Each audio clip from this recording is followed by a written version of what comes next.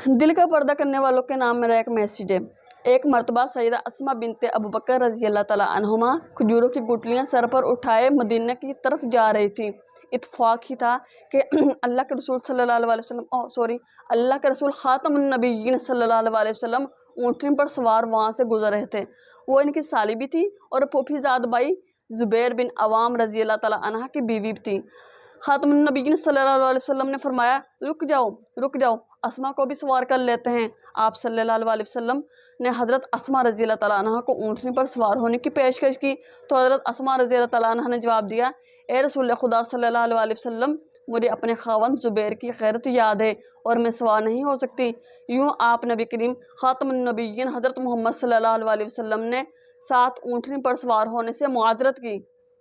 उन्होंने नबी पाक सल्लल्लाहु अलैहि वसल्लम के साथ ऊँटनी पर बैठने से माजरत की। अब सवाल यह पैदा होता है कि सैयदा अस्मा रज़ी अल्लाह तआला अन्हा ने ऊँटनी पर नबी करीम सल्लल्लाहु अलैहि वसल्लम के साथ बैठने से इनकार क्यों किया? ज़रा सोचिए। तो अल्लाह के रसूल खातमुन नबिय्यीन सल्लल्लाहु अलैहि वसल्लम को इनकार? अल्लाह के रसूल खुद पेशकश कर रहे हैं। वो मुकद्दस, वो पाकबाज हस्ती, ताहर भी हैं, मुतहर भी हैं, मासूम नबी हैं।